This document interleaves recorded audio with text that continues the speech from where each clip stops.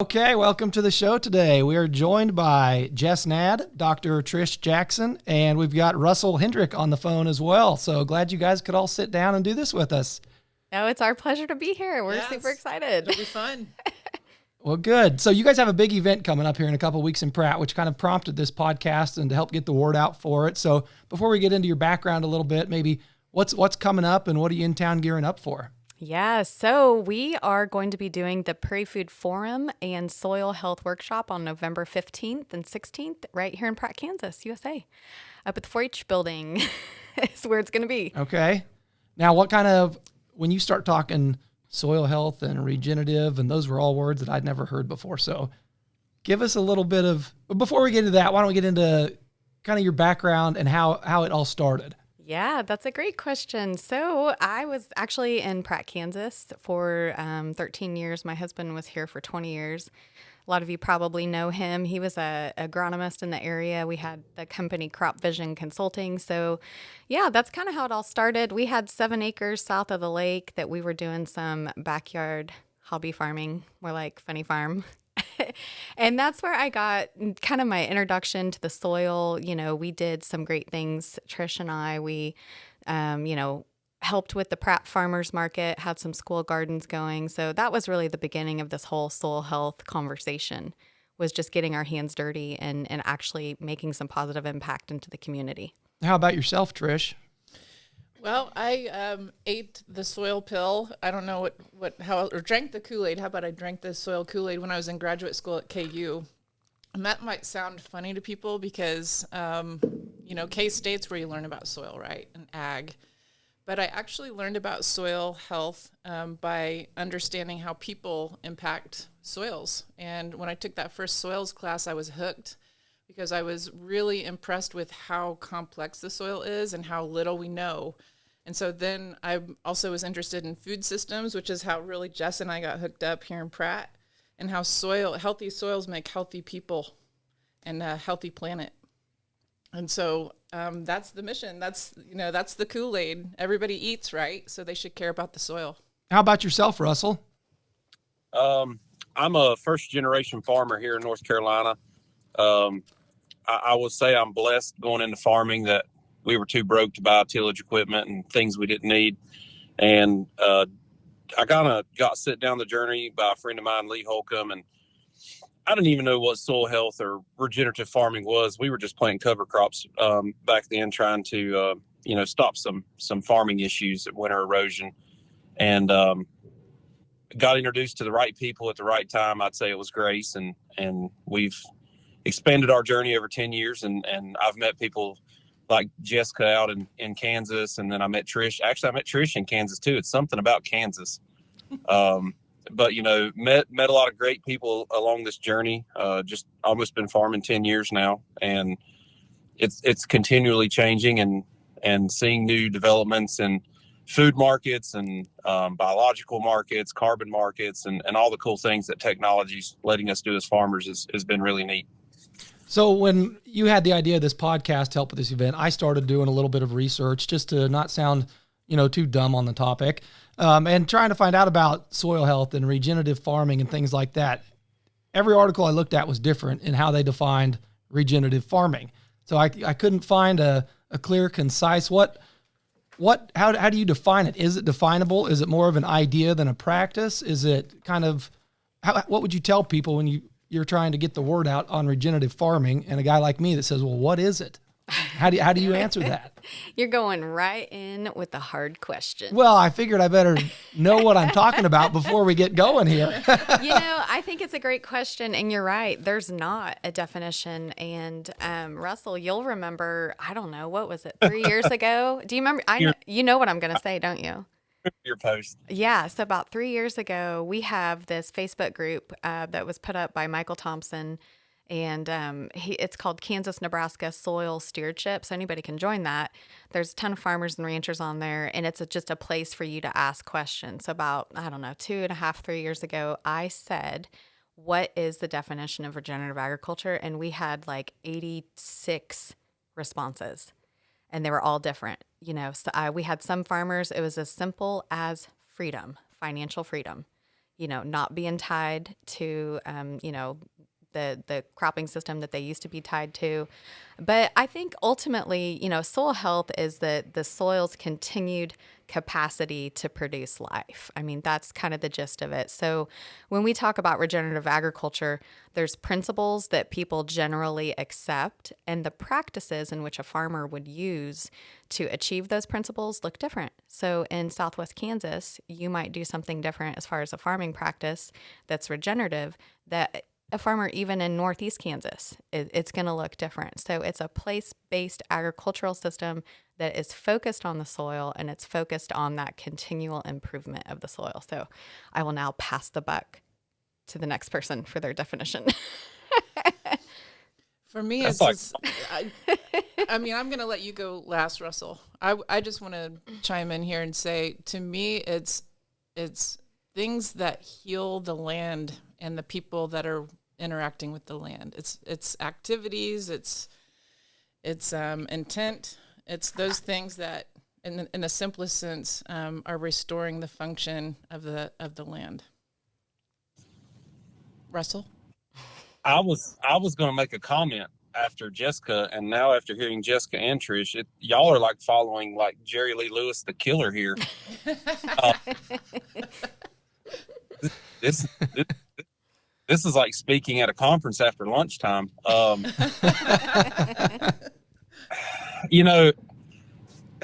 Jess is right. Like it really, I mean, until Jess made that post, I had been farming 6 years at that point and really never even looked internally of what my definition would be. And even from what it was 3 years ago, it's changed now a little bit. But, for me as a farmer, it's about quality of life.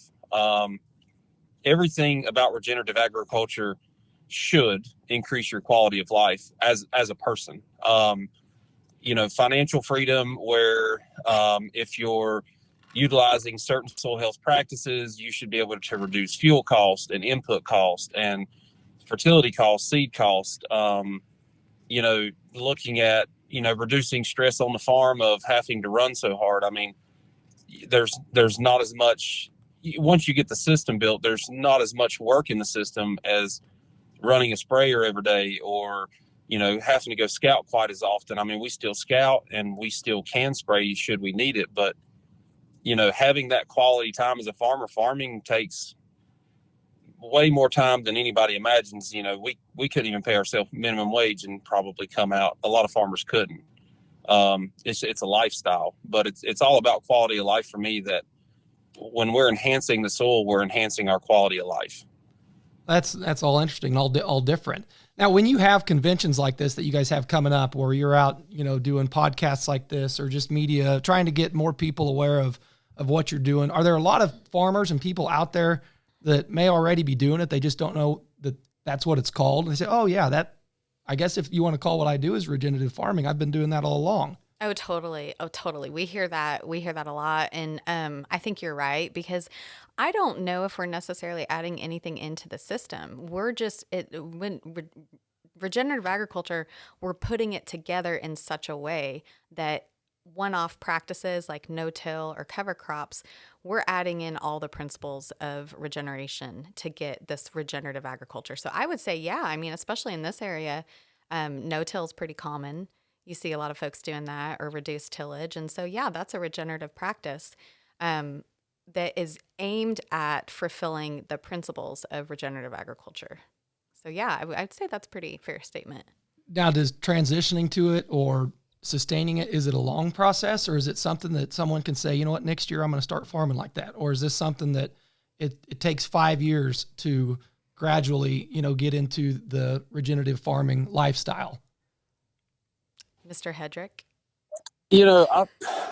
Regenerative farming lifestyle it's more of a mentality change than it is a physical change on the farm. There are some equipment modifications we've made.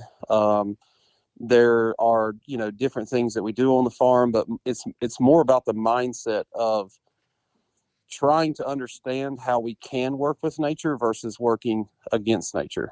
That's the biggest hurdle I think farmers have, is at the end of the day, there's we can't control input prices. We can't control commodity prices. The last decision that the farmer has ultimate control over is what equipment are we going to use today?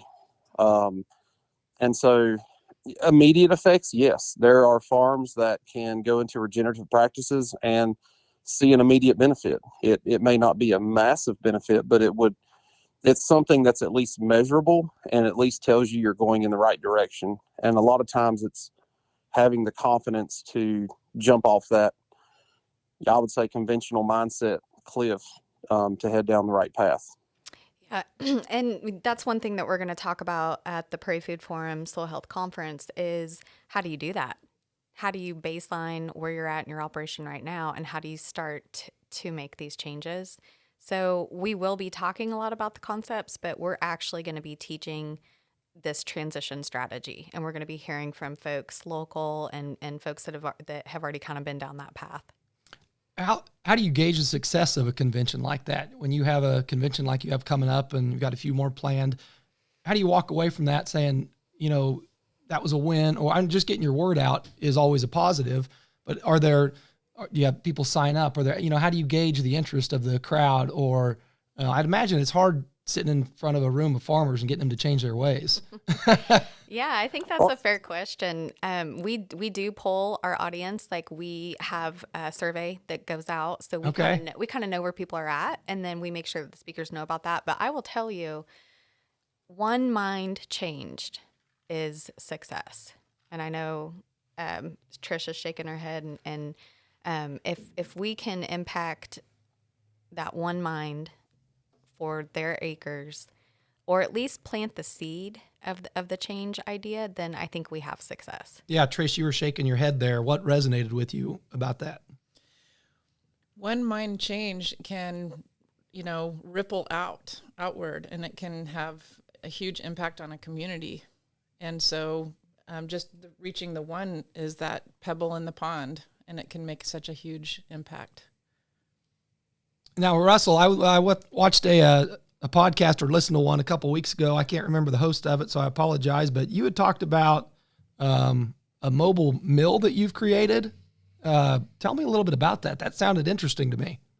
Yeah. So one of the issues with regenerative farming is, while we are increasing, soil health, we're increasing water holding capacity and long-term yield. Those are things that are a benefit. But at the end of the day, I always say, I'm tired of people farming the farmer. And a lot of times us as farmers, we grow amazing crops and above and beyond what, a commodity crop would be. But there's really not a way for us to excel in achieving a higher premium. And there are companies that do offer some premium, but most of the time, by the time you freight it to them, your premium's ate up and they're making a very high margin. I mean, look at meat prices now where the farmers growing, meat are not making a lot of money, but the packers are. And yeah. I'm not saying they shouldn't. It's a business. They have to make money, but we're trying to level that playing field.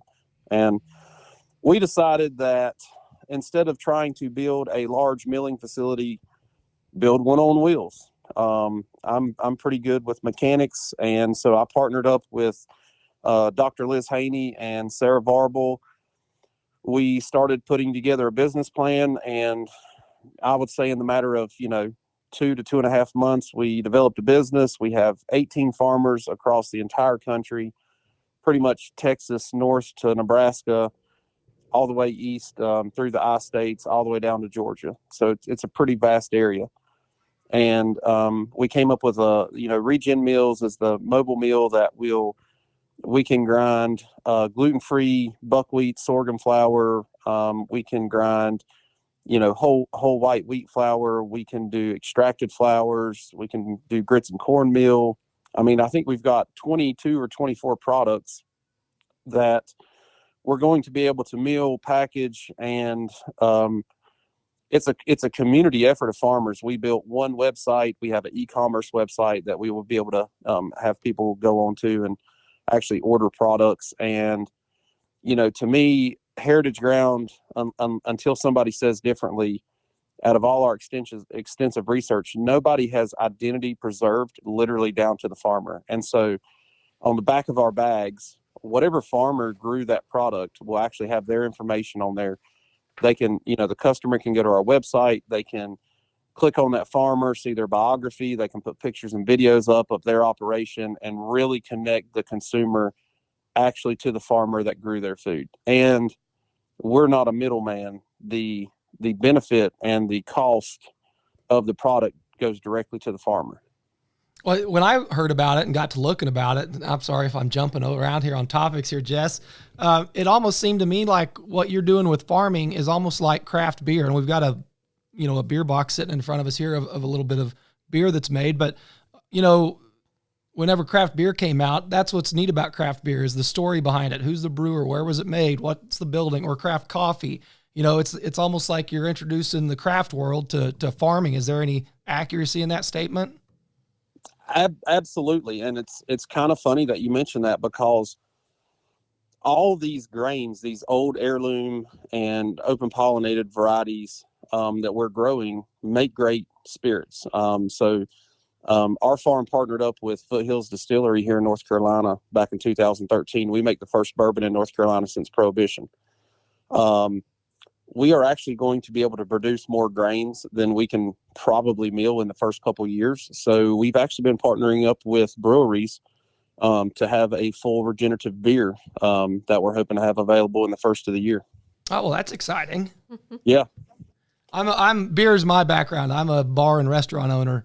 So I'm not a podcaster by, I don't get paid to do this. It's the restaurant and the bar that pays the business. So yeah, I wanted to ask you about that. Jess, steer this in the direction we need to go. No, that's great to talk about the beer. We did a one-off beer, a small craft beer production with Wilcott Brewing up in Holton, Kansas for a big event. So it actually went into the market and we sold out. So you can't buy it again. But just to highlight what Russell was talking about, I mean, this is where some of the opportunity lies. And I love what we're seeing with the craft brewing industry. I didn't know a lot about it beforehand, but yeah, I do think that if we get our mindset out of this box, I do think that there's a lot of different things that we can do as we are growing regeneratively produced crops. I mean, we have a lot of work to do. I mean, we're not quite there yet. But yeah, it's been amazing to see some of the relationships that are coming out. And, apparel is another industry that is super aligned with regenerative. In particular, you've got cotton, you've got different programs out there that the people that are buying the goods are demanding that the crops that grow them, the food fiber, is produced in a certain way. And so that's really driving the bus right now.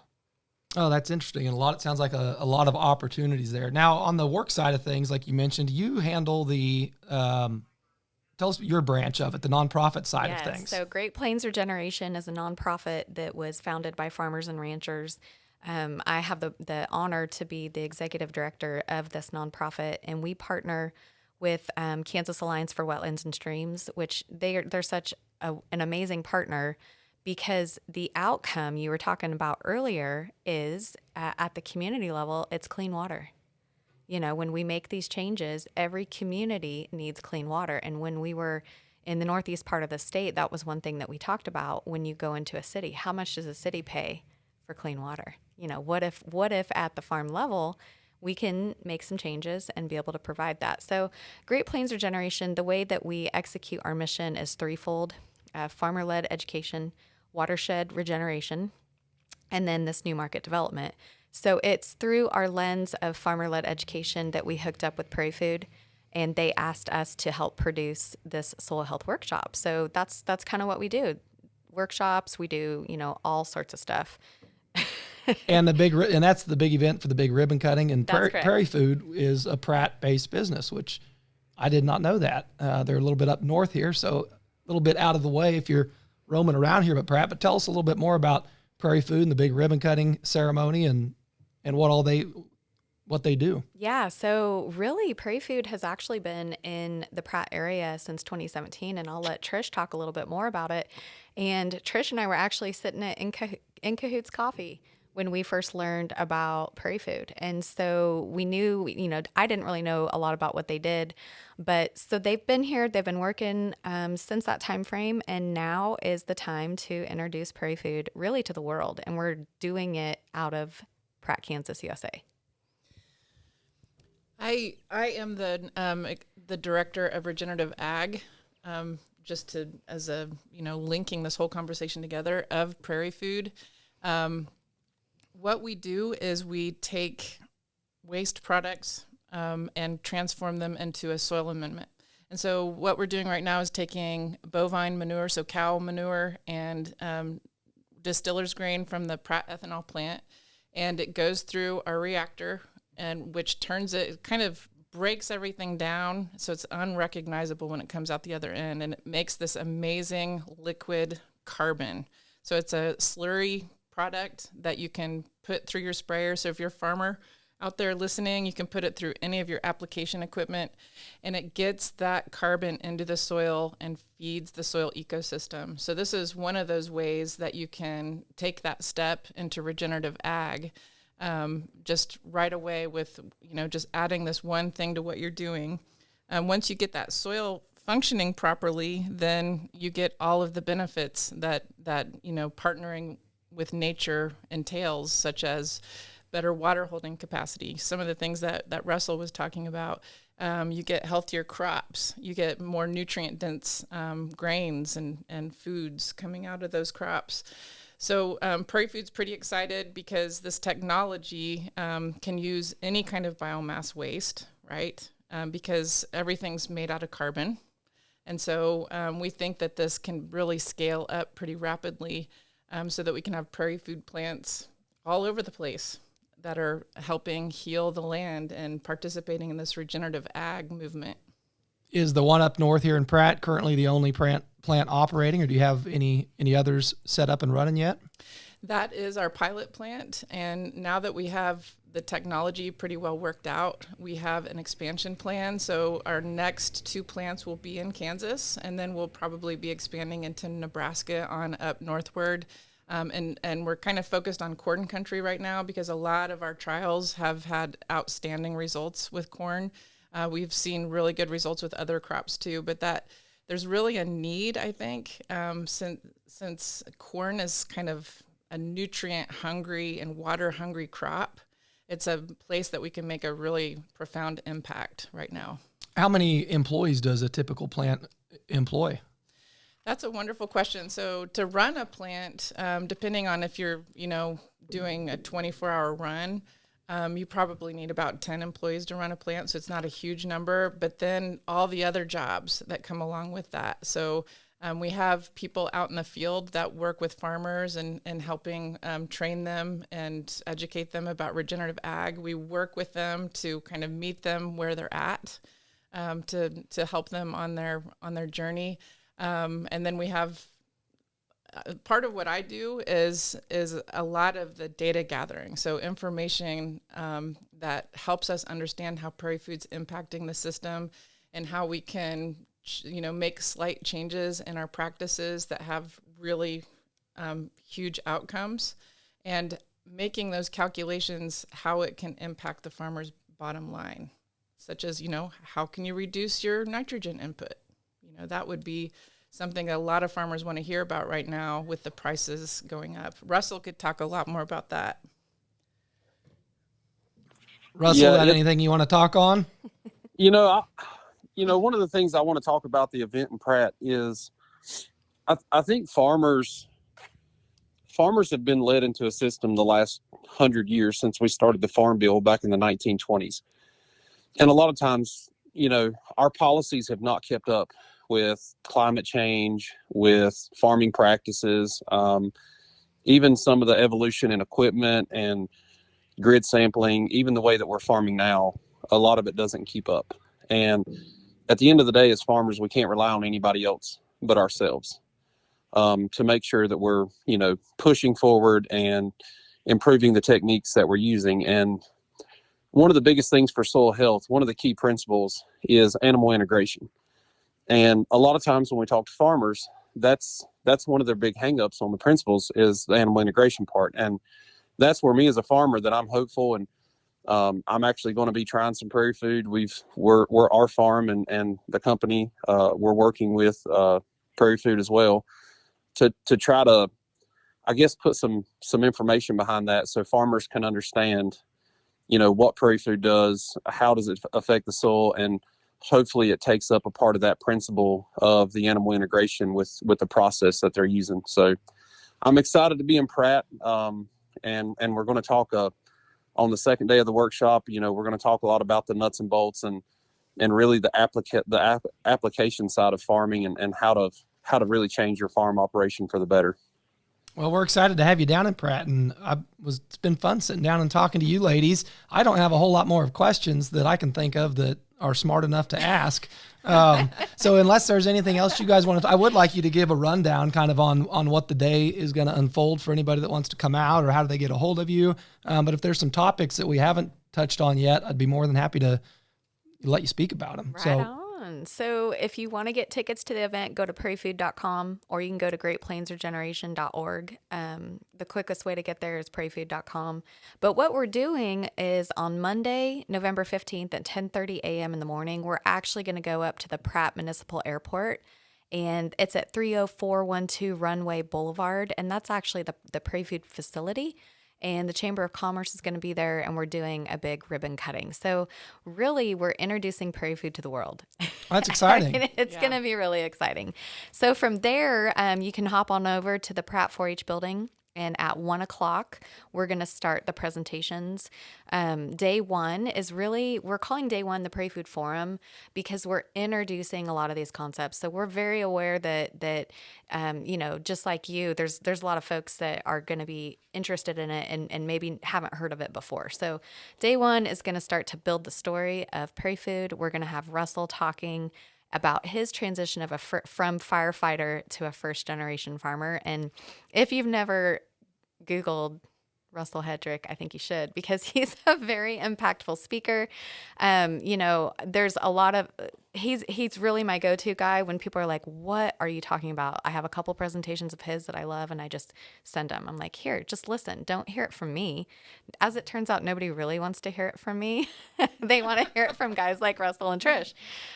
So from there, we're going to have a panel discussion. We've got Russell is going to be on the panel with Jimmy Emmons and local farmer Todd Tobin and Chris Olmstad, who are also really big into soil health.